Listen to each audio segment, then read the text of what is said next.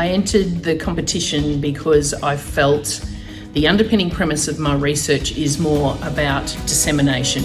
So the content's important, but it's not important unless anybody knows about it. So Visualise Your Thesis was a perfect platform to increase the dissemination. It turns out it's been much more effective than any of the traditional methods of publication has been for me.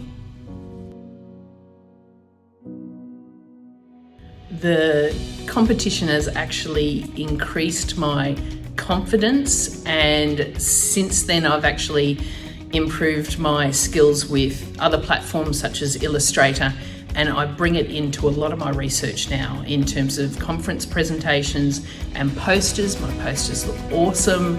I'm much more along the infographics line, so they're visually impactful and the message is clear. So I have certainly become much more confident and efficient in using visual tools to disseminate my research.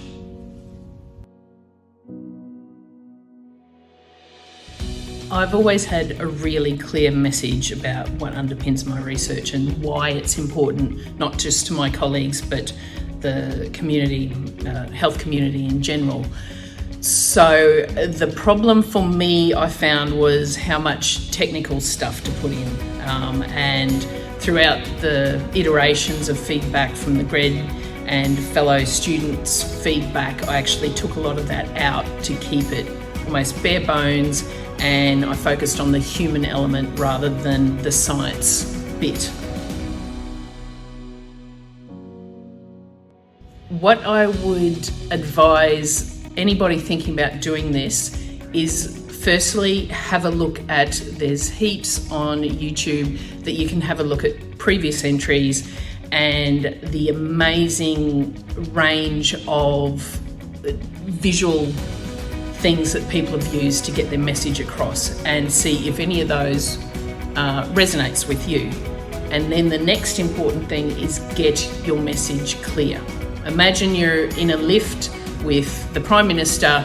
You've got 60 seconds to get to the top floor. He's going to fully fund your research if you tell him why it's important and why it's impactful. So get that message clear before you even start. So they're my advice.